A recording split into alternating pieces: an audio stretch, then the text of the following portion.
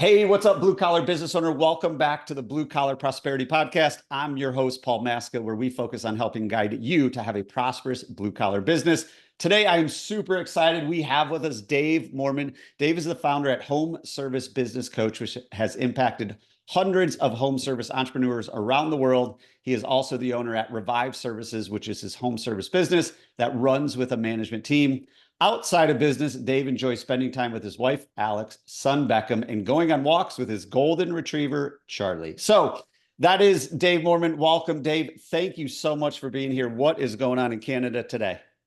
Yeah, man. Thanks for having me. That's a great, well-written intro. And life is good here in Canada. I'm actually on the West Coast, just outside Vancouver. So we're in a little bit of a heat wave for Americans listening. We're north of 100 degrees right now, which for Canada, it's like hot for us.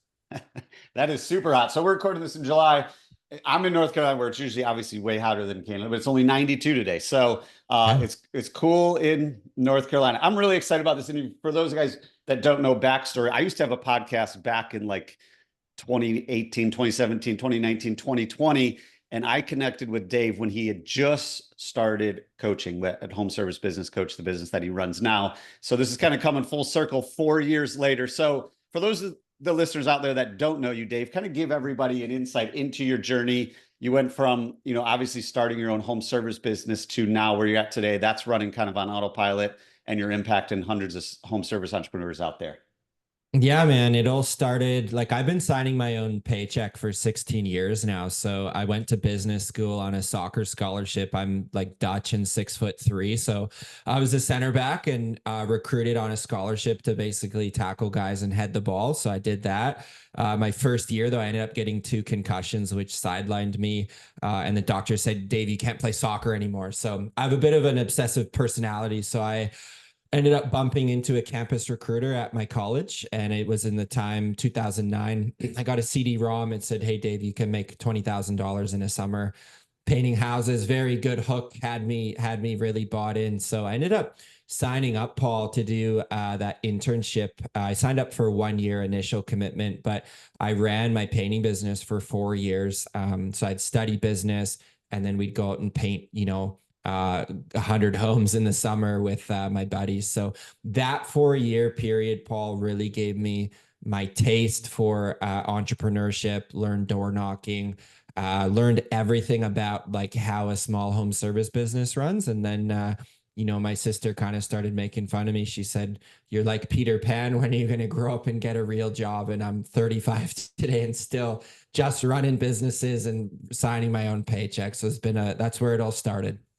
That's super cool. And it's funny you mentioned that, because a lot of times people in my family are like, I don't really know what Paul does, but he doesn't have a job. So it's nice when you sign your own paycheck, when you can make those decisions on, where you actually want to take life and business and all the good things that come with it. So one of my favorite things about you, Dave, is you're a coach, but you've actually done it and you're still doing it. There are way too many coaches out there that have never owned a business, never Yeah. operated a business, never hired anybody, never scaled anything, never had to look at numbers, never had to do any of that. And you've done it all. You've been through the grind.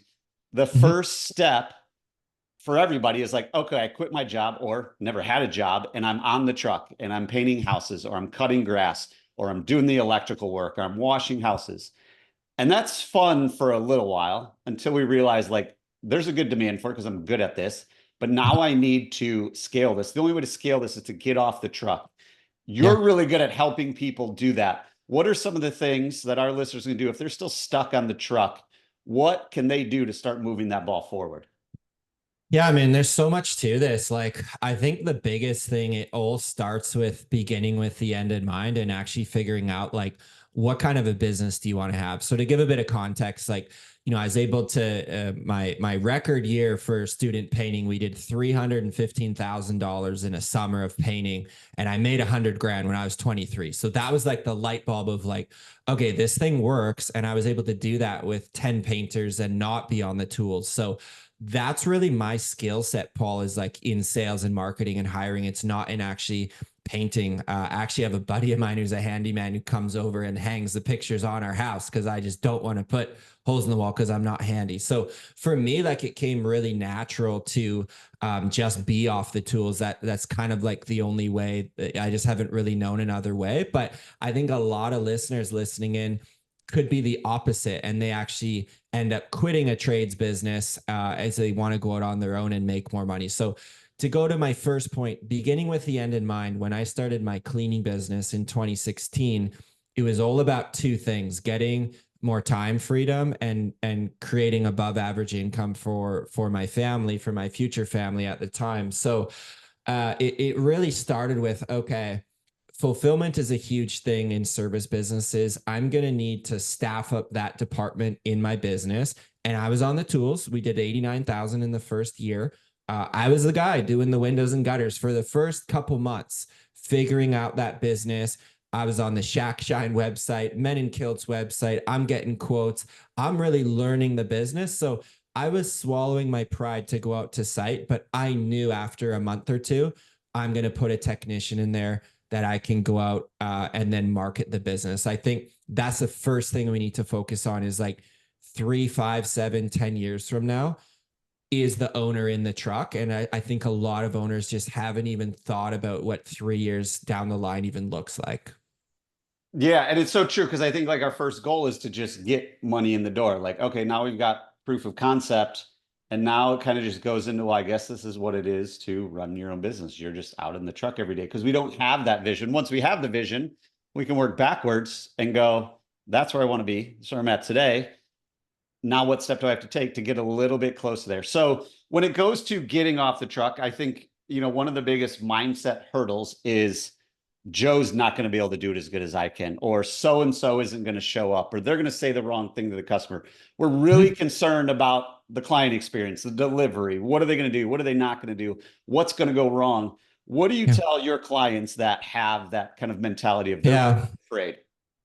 Like such a good question, Paul. For me, um, that may be a worry. Yeah, that Tim's not going to do the job as good as you. My worry about 1,000 times more than that, Paul, is what happens if the business doesn't run without Dave? That's what I sweat bullets at night. If I'm having an active role, I've failed as an entrepreneur. Entrepreneurs design the business, they build the game out. They're not the one actually operating it. So that's like it's a key. Like mindset is so overblown, I think, in entrepreneurship, and you don't really understand it until you see it. But for me, it was really reading the book, The E-Myth, that turned my mind on to saying, this machine needs to get built without the owner. And a really quick gut check, Paul, for those of us collecting Google reviews, if you read the most 10 Google reviews for your company, for your trades business, how many mention your name, the owner? If right now 8 of them do, cool. Let's have a goal in the next 6 months that maybe 5 or 6 of them do, because business is a team sport. And ultimately, you don't want to just create $150,000 job for yourself, because business has so much stress. Like if you can't learn how to staff up and hire people, you would be better going to work for someone else's business. And it's easy to hear that on a podcast and think I'm just making it up, but most business owners fail because it's so hard, because they don't begin with the end in mind and they end up trapped inside their own trades business. And then you create clients. They're loyal to you, to Tim, the business owner. They're not loyal to the brand. And that's a big problem. Yeah. And I love the kind of gut check of the Google review, because a lot of times that feeds their ego, right? They're all mentioning Paul, like, oh, that's so cool. I'm a superhero. But for me, as a former business owner of the trades as well, like it is so gratifying when you start reading all those reviews and none of them mention your name and they all mention your technician's name. It's like, okay, I can sleep well at night, because we've got really good people out there doing really good things and they don't even know I exist. So that's a really good kind of, gut check measurement of how many Google reviews are mentioning your name when they mention people. So last question on getting off the truck. Obviously, we got to train these people, because we want them to do it the way we want it to be done. I think a lot of business owners get stuck as they try and hire somebody with a whole bunch of experience, throw them out there, and then they get frustrated really quickly because they're not doing it the way that we want it done, or they're just taking it and running with it. They're not trainable. What are some of the best things that you've seen work when it comes to training new hires, especially technicians out in the field? Yeah, so a key distinction here, man, like my specialty is really in like, I don't know the best word, like the unticketed trades, I guess. Like I purposely chose a cleaning business because there is not a lot of regulation around, hiring employees, that you don't need a 4-year gas fitter license or some kind of unique ticket. I chose that business. It's recurring. It's very fragmented industry and it's very high profit margins. So, obviously take with a grain of salt. If you've got plumbing, electrical type of businesses, those are going to be different when it comes to actually trained employees. But in my case, man, in both instances, for us, it comes down to really finding fits for core values. And this is something, Paul, I heard on podcasts for 10 years. I'm like, I don't need core values. Like what, this is some kind of woo woo, like hot fairy dust that I neglected it, man, until 2019.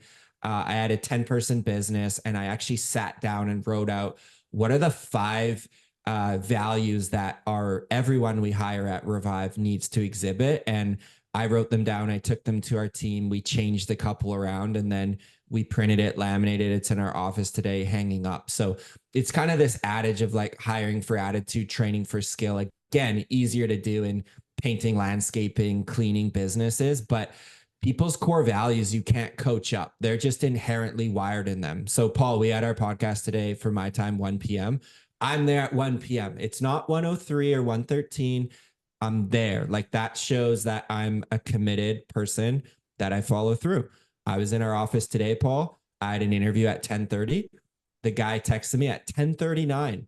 Hey, I was running late. I'm good now. I texted him, with all due respect, the interview was for 10:30. We're going to move on. Wish you the best. I'm not even getting on that interview. He's 9 minutes late. I'll give people the benefit of the doubt after I've known them for a year or 2 or 3. But in your first year of knowing someone, I just got no time for the switcheroos. So that's one example of a core value. I can't coach someone up. I could coach you, Paul, to get really good at window cleaning in a week, but I can't coach you to keep your word and show up on time. That's just inherently baked when you were a child in your upbringing. It's so true. And the core values make it so easy to make decisions as a team when they know, like, why did Dave make that decision? You go through the core values. That's the filter. One of your core values is related to keeping your word or being on time, whatever it is. It's like, all right, well, it's 10:39. He knew he was going to be late probably by 10 o'clock. If you'd have called and said like, hey man, something happened, maybe he's got a shot. But if you're 9 minutes late to tell you that you're going to be late, adios. So, all right, that's awesome. We've perfected this. We got people out in the field. Now we're in the office. So we're kind of going through this scaling process because that's what Dave does. And I love this conversation because it can help so many people out there. Now we're in the office and we're doing a lot of different things in the office. We're answering phones, we're sending invoices, scheduling technicians, doing all the things. How do we start the process of, because I would say most listeners, they're technicians by trade. They started their business because they like power washing or they like cutting grass, or like doing electrical work. Now they're in the office. They're kind of like a fish out of water, but they're still control freaks. How do we start the process of getting out of the office so now the business can truly, truly run without the owner on a day-to-day basis? Yeah, this one's near to my heart, man, because how owners struggle to get out of the field. If you're a highly like administrative type of entrepreneur, as I am, I stayed in the office one season too long. So in our growth for our company, we moved from 89,000 to 155,000 in revenue, which is not bad.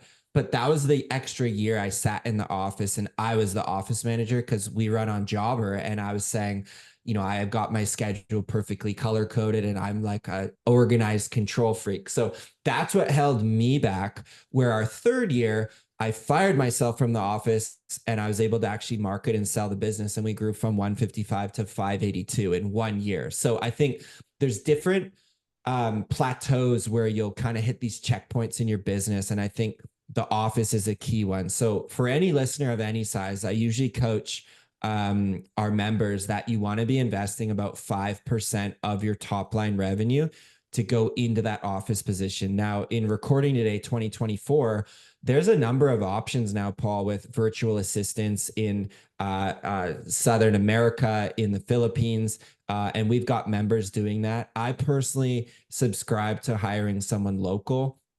and having them really know the area. But you know, depending on your market, I would say anywhere from $17 to $30 an hour throughout the US. You could find someone absolutely awesome who would love this position to interact with your clients, handle the schedule, do your outbound calls. And I would be starting this, even Paul, if it was 3 hours a day, 15 hours a week would be an incredible. I see the book behind you, Dan's book, Buy Back Your Time. That's where owners really need to focus. And if people only heard 30 seconds of this podcast, Paul, 80% of their time's getting sucked up in the field and in the office. So if we can solve for X, solve for that in the next year so they can live in sales and production, their business will see just incredible growth. But you get stuck in bear trap 1 in the field or bear trap 2 in the office. So it's a very common place that owners will stay. And also a lot of entrepreneurs are not very administrative, so they should be easy to hire for. But we just neglect it and we end up resenting doing the invoicing and a lot of the stuff, which tends to fall in the evenings when it should be, you know, family or personal time. Yeah, and it's so true. It's funny you say you stay in the office, you know, one season too long. I still like electrical company that I just recently exited. One of the things that I realized I had to do was move my physical desk, physical office further away from the people answering the phone, because it's like the natural instinct of I'm going to go jump in. I'm going to go tell them to this. I'm going to go do this. And then it takes away from my focus of, like you said, sales, marketing, scaling, vision, all that. And if anybody follows the Buy Back Your Time, if you haven't read the book, highly recommend it. Buy Back Your Time by Dan Martell. But he kind of walks you through exactly how to do it. Get rid of the admin work, get rid of the production work, then eventually get rid of marketing work, and then you get rid of sales work. And you slowly work your way up into your organization where you are the visionary, you are the one driving it forward, and you have the ability to do that. So that's some really great advice. And I like the measurable, being a numbers and finance person, of having a set amount. 5% goes into the office. So even if you're only doing $500,000 a year, let's put 5% of that, 25 grand, you know, into getting stuff off of our plate. And like you said, maybe it starts out at 3 hours, then it goes 4 hours, then it goes 5. And by the time you're $1 million business, you've probably offloaded 90 some percent of the stuff that you're wasting time on when somebody else could do it. So obviously, doing all of this, we've got to find great people to do this so we can confidently go spend time with the family, travel, start other businesses, invest in real estate, do all these other things. You gave a little bit of insight into it, focusing on your core values and sticking to it, but you've probably made a ton of mistakes. You've hired hundreds of people in the last decade. What are some of the things that you have found work and don't work when it comes to recruiting great people to run your business?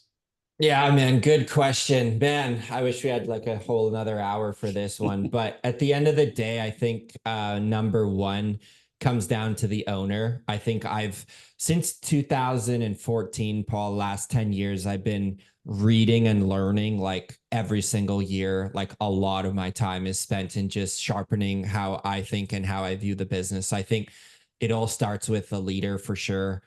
Getting better and investing in themselves. So I think you're only John Maxwell talks about this a lot, like your leadership level, you're only going to attract people if you keep forging ahead and growing yourself. So I think first off, what we see in Facebook groups is disgruntled trades business owners ranting that there's no one good out there. And a quick scan through their social media profile, I'm like, yeah, I probably wouldn't want to like work for this dude either. So I think one other thing, man, needs to get mentioned in trades is solving for seasonality. This is something I've been talking a lot about. The quality of my hires I made since 2019. Not only am I more experienced in hiring, but we added in Christmas lights to our business where now we can bring technicians on. They can make, you know, $55,000 a year full-time working with us, and we keep them on year round. That's a different offering than it would be to hiring, you know, someone to make 20 grand in half a year working for a window cleaning business that the owner, you know, pieces out to Thailand for 4 months of the year. And I've been that business owner, and you just attract a different type of person. So I think solving for seasonality, especially in those more fragmented industries like landscaping, window cleaning, painting, that I'm more well-versed in. A third one, just to give for context, would be I would say all around, what kind of employer are you actually going to be? And this is something I was talking to my service manager about today in our office, that I think what we do really well at our business is figure out what our employees, our technicians are looking for, and then work with them to really build a plan to achieve that. So we want to know how much money they want to be making in 2 years. We want to know some of their personal goals. We want to work with them for having flexible schedules. Our office manager is taking off to Europe for 3 weeks in a month from now. So like we're able to make that happen. Because I want to be the type of employer that people are like, I work for this company and it's awesome. And we see that, man. Our technicians has stayed with us for 4, 5, 6 years. My top guys, like cleaning gutters. So I really think you got to figure out how to flip the switch, not make it about cleaning out dirty gutters, but make it about how are you an attractive person to work for? How is this an opportunity? And how can you, the employer, support my goals as an employee? And it's like that Gary V quote, man, like the best business strategy is just caring. And I think most business owners actually don't care about their people. I really believe that. And they're just trying to manage the labor on their P&L. So I think if you can kind of run the other way, the best thing you can do in a trades business is figure out how to get it making money and hire like the best people you can get. Yeah, and it's funny you talk about that because when you do care and you do figure out what their goals are, their values are, what does success look like for them, all the things you talked about, your labor rate will go down. Like you'll be a more profitable business. You're gonna have less turnover. You're gonna have happy customers. You're gonna have higher tickets. You're gonna have a better Mhm. culture, and then you're gonna attract all of the people in their circle. Like they're gonna be Mhm. like, I want to go work where Joe's working because that sounds like a fun place. And it's funny, Mhm. like I was interviewing Brandon Vaughn a little while ago, and he's big, obviously, in the power washing, pressure washing, house cleaning Yeah. business. He's like, we make our ads super fun too. So instead of looking for a pressure wash guy, we're looking for a professional gas powered squirt gun operator, and like Yes. that's what they do. Like so, Yeah. your ad kind of feeds into what type of people are you looking for, and Yeah. solving for seasonality is such a huge thing. When I was a partner in a landscaping business, that was a big problem, especially Yeah. depending on where you're at in the country. If you're up north and it doesn't snow, like there's no snow removal to do. And it's like, what do our guys Yeah. do? They're gone. Now we got to reload come spring. We don't know when spring's going to start. We don't know when snow's Yeah. getting off the ground.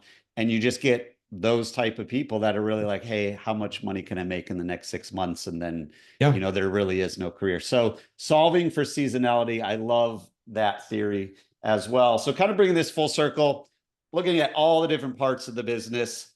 You've seen what works, you've seen what doesn't work. You're coaching hundreds of people. What are some of the most common mistakes business owners in the trades make that our Mhm. listeners could take from that and Yeah. avoid making that mistake? How many do you want? Let's go top three. Sure. Okay. One, like by a country, they're all big, but one would be priority management. So, like, does the owner follow their calendar like religiously? And most, like, that's our biggest first module we do in our coaching program. Like, we're gonna spend a month, Paul, just working on your calendar. I want to know what your personal time is worth per hour. I want to see your calendar, and we're gonna start block scheduling time. So today is really a day for me in the morning. It's all my meetings at Revive. So I turn up to the office manager meeting, sales manager meeting, interviews, and then out to lunch. Like I'm in my Revive block schedule time. I think a lot of owners will, Paul, the phone will ring now. They'll run out and go and do an estimate because they think that's good customer service, right? And then they'll go and pick up a check across town, and then they'll finally get their office schedule, and then they'll go out and run, do a personal errand. And you're like, end up switch tasking your whole day, that you end up actually getting nothing meaningful, no meaningful work done. So we call it in our program, one of our members coined the term CEO Fridays, our guy Trey, and he would literally go out of state, lock himself in a room for 8 hours and just build systems. He liked doing it in one day. Other members like to do a half day. So that's the first thing, is like, if you don't manage your calendar, it's going to turn your life upside down, because home services is so demanding on your time, from employees to clients. If you don't come in with a playbook Monday morning, you're going to just get monsooned with the demands of everyone else. So that'd be my first one, man, would be priority management. Love it. What's number two? Let's do another one, man. That you're going to be big on this one, Paul, because I've been seeing your content. So this will probably echo it. But I think learning your economic business model and making sure your pricing is where it needs to be. I would say 95% of our companies we work with, we end up raising their prices in the year that they're working with us. Some are small material increase, 5%. Others, man, there's a company I worked with, we raised his prices 40% twice in 1 year. Like, just very loyal customer base, but you can't send out technicians in the window cleaning space that are working for $45 an hour. You're just not going to be making money. So a lot around the economics of a business. And for example, in my cleaning business, to put numbers on this, like fully loaded, Paul, with labor, Google reviews, bonus pay, everything in our market, we're in for about $30 an hour per technician. So when they're going out to site, including non-billable time, I need them doing 120, 125 per hour for each technician. So our crews need to do $2,000 a day, give or take, for a 2-person crew, less if the day is shorter. But I know the numbers in my business, my direct labor needs to land at 30% to make this thing profitable and hit our KPIs. Most owners, I'd say, don't know their direct labor percentage and don't know what their charge rate needs to be. So I wouldn't even produce another job this month, Paul, if someone doesn't know how much money they're making. So I know you got a comment on this one, man. Yeah, it is so true, because I think where a lot of people get hung up is like, we're not telling you to raise your prices just to raise your prices. Like, don't just pick a number out of the air and be like, I'm going to raise it by 20%. Like, once you know your model, like you said, you know exactly how much revenue per hour your technicians, and every trade's different, but when you can figure that out, you know exactly what revenue you need to do per day, per week, per month, per year to get to exactly where you want to go, to have the profitability and, more importantly, the cash flow to achieve your goals and have a sustainable business.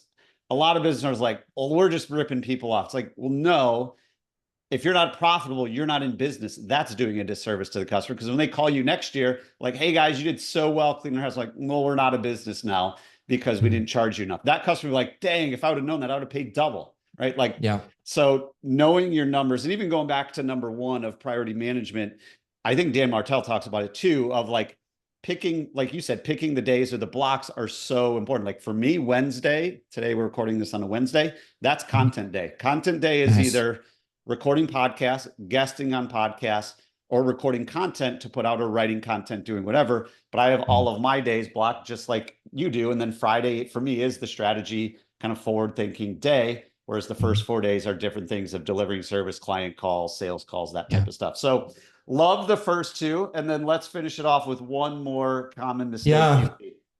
I would say this one's really relevant in the last year, Paul, and I would not have said this one 2 years ago, but I would say underestimating the heavy lift required with marketing their business. You know, through pandemic, most trades business owners were crushing it. We couldn't hire people. I swear in our coaching program is like 18 months, 2 years straight of just like teaching hiring models to get people in the door. But it shifted this year, man, with the state of the economy, the interest rates, especially when you're built up on affluent residential projects, as a lot of the businesses we work with are. And if you're newer to business, I would say too, like within your first 5 years, already you're pushing a boulder uphill. But I think in today's economy, you need to be extra savvy with what you're doing to grow your business. So I'll go a little deeper on this. Like, I think a lot of owners neglect a lot of the organic marketing strategies that they can do in and around their town to really become almost like this local celebrity. If you walk through my town, I would want to be known as Dave has Revive, or they do the house washing, the window cleaning. Like, you want to make your brand really synonymous locally. How we've done that is just really simple organic marketing, wrapping our trucks. We leave it, call it a stake sign, a small sign behind on every project. We ask for a review on every project. We email out to ask for referrals. And every job we do, Paul, we deliver 5 door hangers to the neighbors around the site, so long as it's not like working out in farm country type of thing. So those small cost-effective tactics work really good for businesses that are not wanting to throw a ton of cash into marketing. And as I'd say, we underestimate the effort required. We don't necessarily underestimate like the capital resources required, because most trades businesses are not, Paul, sitting on a couple $100,000 to market this thing. They've got like $6,000 in the bank, and they're like, I got to pay my 2 employees, and then I got maybe $1,000 for marketing. So a lot of companies miss on those organic marketing methods, and they'll go to Google PPC or Facebook too quick. I grew my business to over $600,000 before spending a dollar online, just because we did all this stuff so hardcore in the neighborhoods we worked in. Love it. And it is like, that's the low hanging fruit too, because you're already at the customer's home, or you already have their attention. Like, you're just taking advantage of every touch point and turning it into marketing. And really, it's just providing a great service. Hey, do you mind leaving us a review? Hey, do you know anybody else that needs this? Like, you're just taking advantage of every touch point to turn them into customers for life. And then all of a sudden they're doing all the marketing for you. So that's great insight. Yeah. I think, especially like you said, everybody was scaling so quickly the last couple of years. Now it's like, okay, the faucet's turned down a little bit. We got to stretch every dollar. We got to get more out of every lead. And we got to be, really stewards of this cash, because for the last couple of years, we didn't really have to. Like, there's really bad business owners being successful the last couple of years. Now the rubber's hitting the road, and it's like, all right, we really got to get this dialed in. So those are all great actionable pieces of advice. As we start to wrap this up, Dave, I like to ask everybody, because we want people to take action. You like people taking action. Out of all the things we've talked about, all the things you preach, with Home Service Business Coach, what's one thing our listeners can do within the next 24 hours to move their business forward even just a little bit?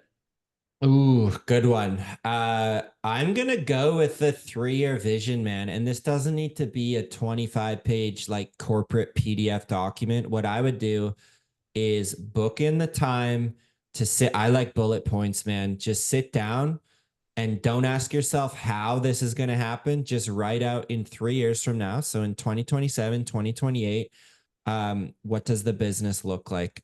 You can jot down revenue, how much money you want to be making. And this is the one I love, Paul.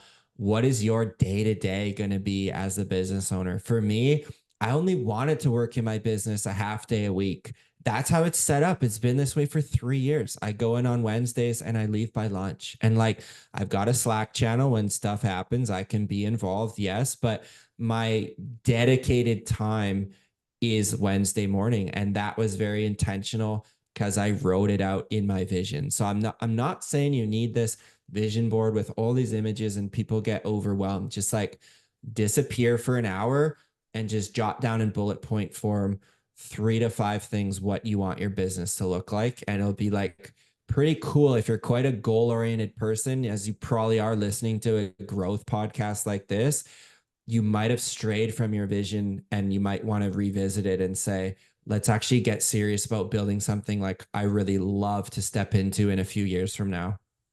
Yeah. And I love the focus on what is your personal life? Like, what is your actual day? Because I think we're both of the same mindset of, our goal is to, how do we leverage this business, this vehicle, this thing we've built to really build the life that we love? And if we want to work, 4 hours a week into this business, we can. If we are intentional, we have the vision, we have the destination, and then we just work backwards. Like we said at the beginning, start with the end in mind. So awesome advice, Dave. It's been so great to have you back on the show and go deep and really learn about all the things you've been doing the last couple of years. Thanks again for coming on the show, sharing your journey, and providing all of this great advice, insight, strategies for all the blue collar business owners out there as we continue our journey to prosperity. Before we sign off, though, where can listeners go to keep in touch with you and learn more about what you got going on?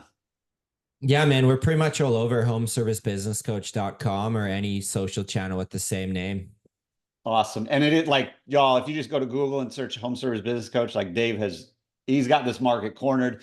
And I love it. Super simple name, but nobody else thought of it. And that's what he does. He does it better than anybody else. Home Service Business Coach, any platform, Google, website, all the good things. Dave, thank you again for your time today. Really appreciate it. Thanks, Paul. Appreciate it.